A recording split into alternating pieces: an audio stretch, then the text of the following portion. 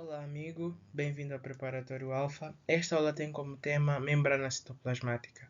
Antes de seguirmos para a aula, gostaria de te pedir que se inscrevesses, subscrevesses o canal, deixasses o teu like, compartilhasses e não esqueças de comentar aqui, dizer como é que estão a correr as tuas aulas. Se tiveres alguma dúvida, podes expô-la mesmo aqui nos comentários e vamos responder o mais rápido possível.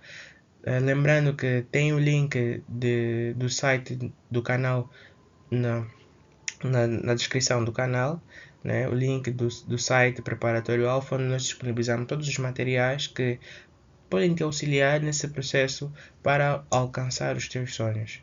Então, subscreva e é isso. Bora para o vídeo. Alexandre Armando Bachipaco.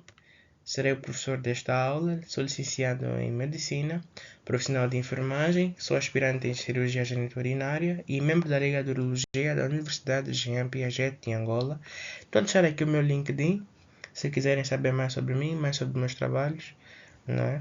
LinkedIn medmd.alexandre.chipaco. Então, na aula de hoje vamos falar um pouco sobre a membrana plasmática. O que é que vai ser a membrana plasmática? A membrana plasmática vai ser definida como uma bicamada fosfolipídica, conforme Singer e Nicholson disseram em 1972, através da elucidação, ou seja, através da formulação do modelo de mosaico fluido. Então, todas as células vivas, procariotas e eucariotas, possuem uma membrana delimitante, são capazes de controlar a entrada e a saída de substâncias no hialoplasma para o meio extracelular e vice-versa, e o fluxo permanente de materiais dá-se através de um envoltório muito fino, não é? A membrana plasmática. Então, vamos falar sobre a membrana plasmática. Qual é a constituição da membrana plasmática? Na membrana plasmática nós vamos encontrar proteínas, lípidos e carboidratos, não é? Qual vai ser o elemento que será encontrado em maior quantidade? Acreditava-se que eram os lípidos, não é? Por conta da sua estrutura, toda ela com essas partes dos lípidos, mas não. É maior quantidade de proteínas, depois vêm os lípidos e só depois carboidratos. Não é? As proteínas que podem ser proteínas que atravessam totalmente ou parcialmente a membrana plasmática, sendo proteínas integrinas e proteínas apenas periféricas. Não é? Nós vamos encontrar também o carboidrato associado a algumas proteínas que vai formar o glicocálcico, carboidrato associado a proteínas, glicoproteínas, carboidrato associado a lípidos, glicolípidos. Vamos encontrar também os lípidos na forma de fosfolípidos, não é?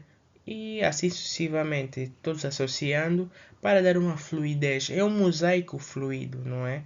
A membrana plasmática, para que através dela, não é, haja o fluxo permanente de materiais, não é? E que seja capaz de controlar tanto a entrada e a saída de certas substâncias através do citosol ou citoplasma. Não é? Tudo que entra e tudo que sai da célula passa por essa membrana plasmática que dá uma delimitação, dá uma forma à sua célula. Estudos bioquímicos mostram que as membranas têm composição lipoproteica. São formadas por lípidos, proteínas e glícidos. Proteínas, em geral, em maior quantidade. Mergulhadas nos lípidos estão as moléculas de proteínas, ora expostas na face externa, ora expostas na face interna. Lípidos em menor quantidade, né? Têm uma extremidade tanto hidrofóbica como uma extremidade hidrofílica. Estão na forma de fosfolípidos, colesterol e glicolípidos. E glúcidos em quantidades residuais, não é? Vamos encontrar glicolípidos e proteínas glicoproteicas, não é? Então, essas são as diferentes formas como eles vão se apresentar. A composição de cada membrana celular é única e depende do tipo de células, eucariotas e bactérias e arqueas e dos diversos organelos. É possível observar uma variação significativa entre os lípidos e proteínas existentes nas diferentes membranas. Bom, aqui vamos ver um quadro, não é? Que apresenta a composição de algumas membranas celulares. Nós vamos ver membranas celulares de algumas células, né? Vamos encontrar aqui o neurônio, a hemácia, a mitocôndria e uma ameba, não é? Ah, na, na, no neurônio, a membrana que reveste é a bainha de mielina, não é? A mielina. No eritrócito ou na hemácia é a membrana plasmática do eritrócito. A nível da mitocôndria é a membrana interna mitocondrial e a nível da ameba é a membrana plasmática da ameba. Nós vamos ver qual vai ser a sua constituição. Por exemplo, a nível da hemácia, ela é maioritariamente constituída por lípidos, depois vêm proteínas e só depois os glícidos, não é? O que não acontece na membrana dos eritrócitos, pois vai ter mais proteínas em relação a lípidos, de igual modo na membrana interna intermitocondrial. Não é? Na verdade, não só na mitocôndria, mas também na ameba. Não é? Nós aqui conseguimos observar esse quadro e não tenho a certeza que isso já está na prova. Portanto, é melhor mesmo prestar atenção, anotar neste momento essas quantidades para vermos mais ou menos a composição de algumas membranas celulares, não é? De diferentes tipos de células do nosso corpo. Tanto o neurônio, o eritrócito, a mitocôndria e a ameba. A ameba não é uma célula do nosso corpo, não é? Isso aqui é necessário dizer, mas provavelmente o doutor, se já chegou até o nosso canal, já deve saber isso. Bom, e se não sabias, é mais uma informação. Agora já sabes. As membranas têm uma estrutura dinâmica que inclui proteínas que desempenham uma série de funções essenciais para a célula, tais como as proteínas integrais e as periféricas. As membranas são quase sempre constituídas por uma maioria de proteínas. Algumas membranas podem ter 75% de proteínas, como é o caso de membranas internas das mitocôndrias e dos cloroplastos, envolvidas com processos energéticos. As membranas mielínicas dos axônios funcionam como isolante elétrico e apresentam cerca de 25% de massa proteica. E aqui está o motivo, não é? Poderia estar se perguntar, mas por que no neurônio não vai ter mais proteínas do que membranas? Porque os lípidos ele têm essa característica de isolante térmico. E sendo que o neurônio é uma célula de alta condutibilidade, não é? Ele conduz os impulsos nervosos, tem que ter um isolante. Imagina um fio de energia. O fio de energia dentro tem o fio de cobre e fora tem à volta uma espécie de plástico azul ou vermelho, né, indicando a cor. Não sei muito bem sobre eletricidade, mas esse exemplo é que tem o fio de cobre e tem o plástico à sua volta. O plástico à sua volta é um isolante. É um isolante para que o fluxo de energia possa ocorrer no interior de uma maneira funcionalmente, digamos uma maneira normal. Mas quando não está a ocorrer de forma normal, ou seja, quando não tem esse plástico em volta, não é? A forma de condutibilidade desse impulso reduz. Reduz e se tu tocares no fio também vai apanhar o choque. Então é um isolante. Apenas isso. Funções dos componentes. Proteínas têm função de sustentação, difusão facilitada, transportativo, movimentos celulares, ação enzimática, recepção de sinais químicos exterior da célula, controle das interações entre as células dos organismos multicelulares. E, bom, depois dessa aula vamos falar sobre a aula do transporte através da membrana e vamos falar sobre as proteínas. Então, convém primeiro assistir essa aula para depois ir ver a outra aula. Vamos agora falar sobre os lípidos. Os lípidos, as membranas biológicas de eucariotas e bactérias, são constituídas por três classes de lípidos: glicerofosfolípidos, componente mais predominante; esfingolípidos, que é a adição de glícido e grupo sacarídeo; e esteroides. Temos também os glícidos, exclusivamente encontrados na monocamada externa da membrana plasmática, com quantidades de 3 a 8%, não é? Associadas a proteínas e lípidos e exercem um papel protetor, reconhecimento de substâncias exteriores à célula. Glicocálice. O glicocálice é uma especialização, não é?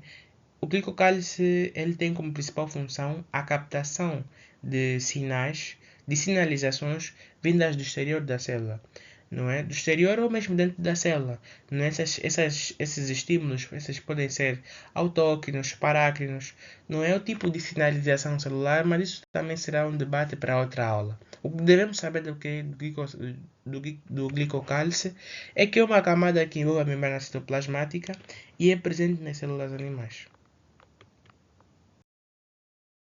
Aqui nós vamos encontrar o glicocálice, formado por glicolípidos e glicoproteínas, que desempenham inúmeras funções, como inibição do crescimento celular, adesão e reconhecimento celular e determinação de grupos sanguíneos. Há várias funções, mas, no entanto, a esta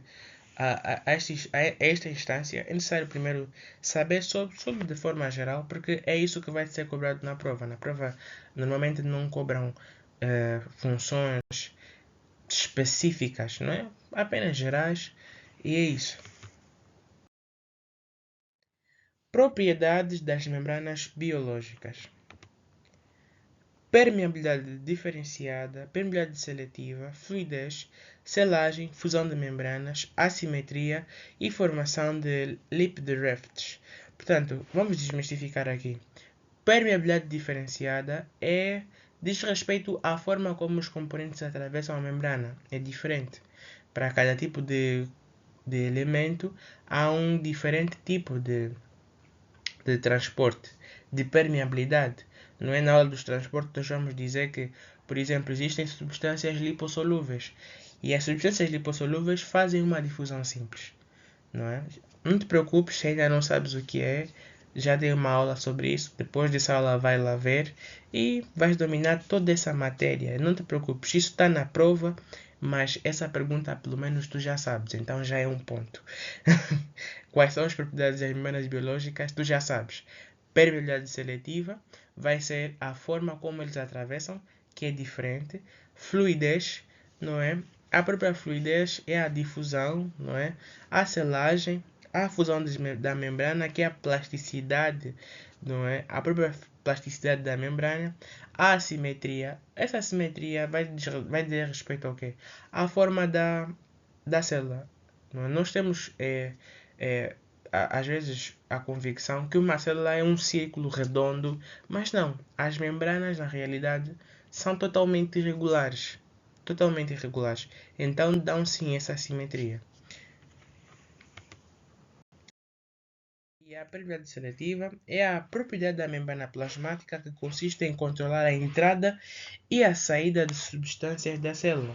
Para desempenhar esta função, as células desenvolvem sistemas para transportar moléculas hidrossolúveis, nutrientes, resíduos metabólicos e regular as concentrações intracelulares de íons. Fluidez.